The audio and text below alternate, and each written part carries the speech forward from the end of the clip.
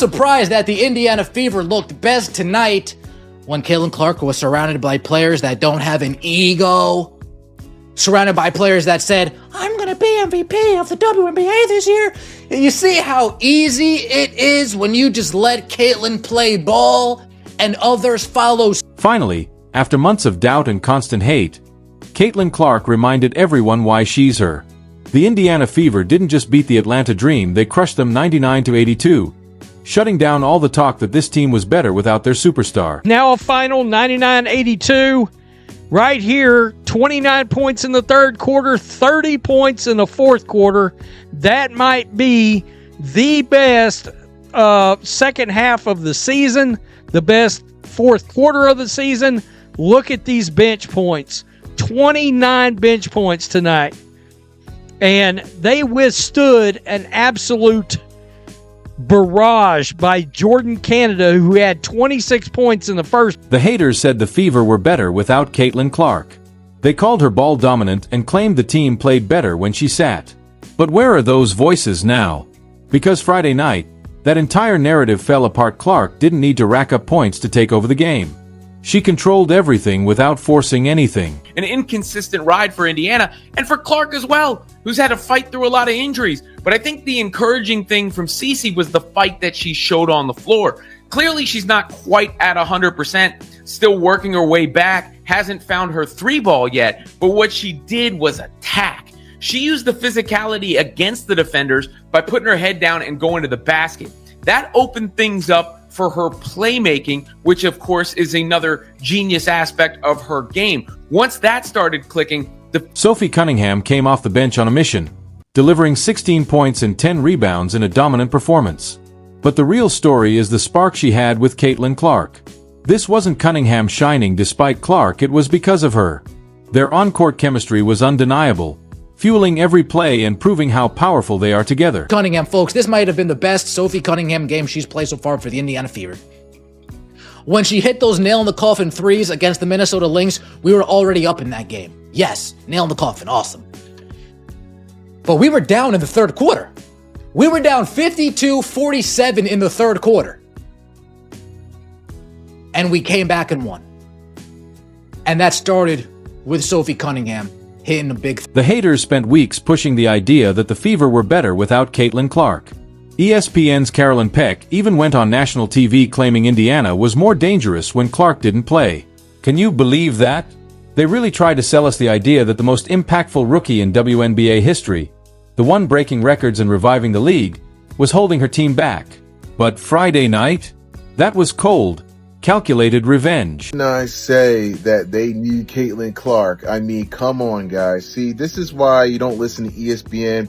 Idiots like Carolyn Peck said they are more dangerous without Caitlin Clark. It's such the... She should be indicted and go to jail for that comment. That's one of the dumbest comments. Caitlin Clark finished with 12 points and 9 assists, but the box score doesn't capture her true impact. Even though she shot just 5 of 17 and struggled from 3, she controlled the game from start to finish. She was the floor general, the one setting the pace, creating opportunities, and elevating everyone around her. And when the Fever were down by 3 in the third quarter, it was Clark's leadership and vision that flipped the game from tight to a total blow. So, the big way they were able to neutralize Caitlin Clark, and I think it was almost an issue with Stephanie White as much as anything, is they were manhandling her. They were manhandling Caitlin Clark early in that game. Like, they had two hands on her. They were fully getting into the we are grabbing her and we don't really care. Like, that was their goal. Their goal was they were out there to maul Caitlin Clark. They had they had absolutely no intention of doing anything other than... If you're enjoying this, don't forget to subscribe.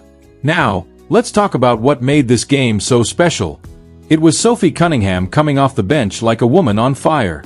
She lit up the Atlanta Dream, knocking down 4 of 5 from deep and scoring a season-high 16 points. But here's the key, those shots didn't come out of nowhere. They came from the space and pressure Caitlin Clark created.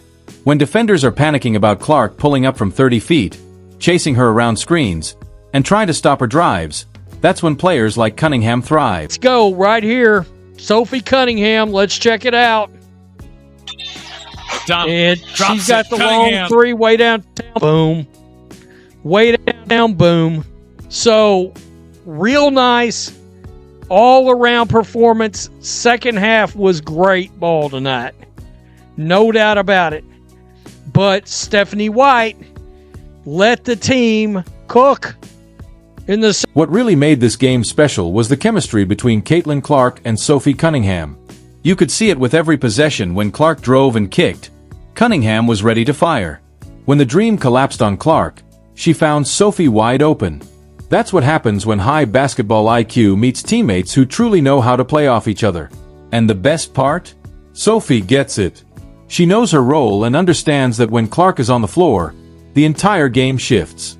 As Sophie said herself, "When she's with us, we play a different style." That's not criticism, it's basketball intelligence. It's knowing how to unlock your team's full potential.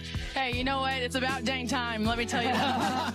I have my shoot. It's been a second. I just think for the team, you know, we've had a lot of injuries. We've had a lot of movement.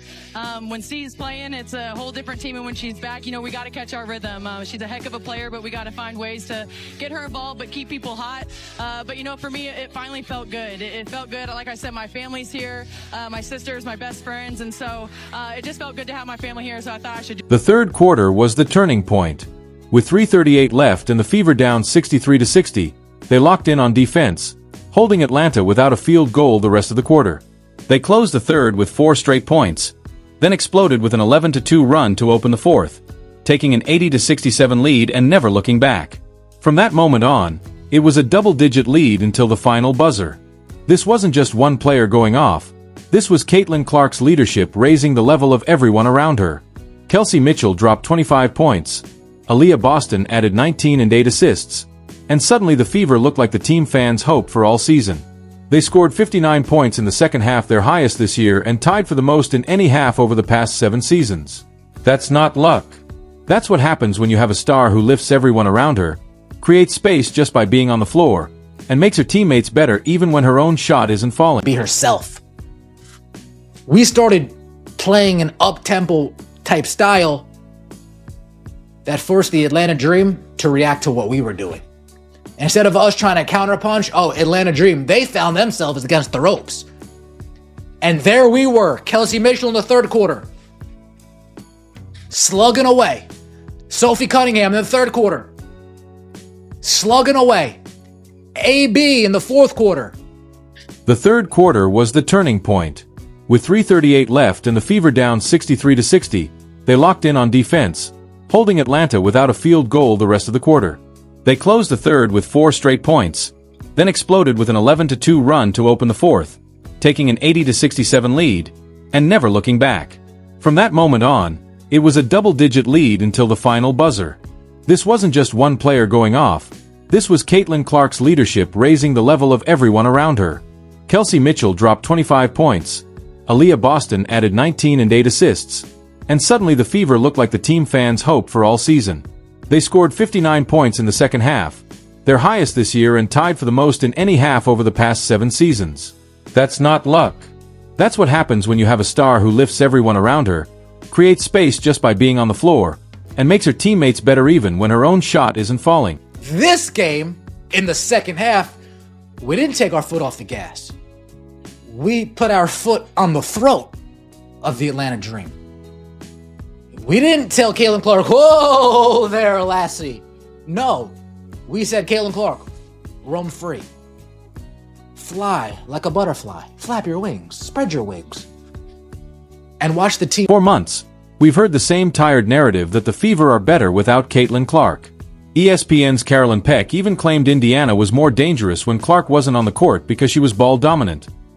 And when the Fever won a couple games during her injury absence, that noise only got louder. But here's the truth. The Fever went 2-3 without her, struggled to close games, and clearly missed her playmaking and leadership. They looked like a team missing their best player because they were. Friday night was the answer to all the doubt.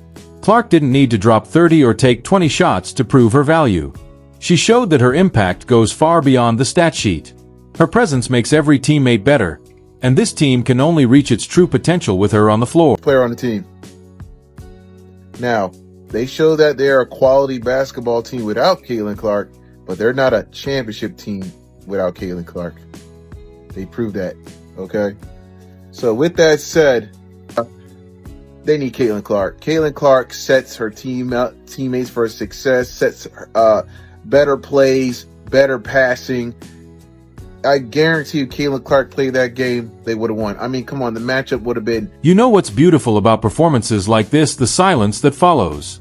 Where are the critics now? Where are the voices claiming the Fever were better without their best player? Where are the analysts pushing the idea that Clark was holding this team back? Nowhere, because there's nothing left to say. When Sophie Cunningham hits 4 of 5 from deep, when Kelsey Mitchell drops 25, when Aaliyah Boston dishes out 8 assists, you realize none of that happens in spite of Clark. It happens because of her. Even on an off shooting night, Clark completely controlled the game. She's not just a scorer, she's a floor general, a leader, and the kind of player who elevates everyone around her simply by stepping on the court. Sophie Cunningham showed up. This was the kind of game that we've sort of been waiting on from Sophie. Her breakout Indiana Fever performance. The rebounds were huge. By the way, she had, I believe, 7 or 8 rebounds in the first half of this game. All right, before she started knocking down all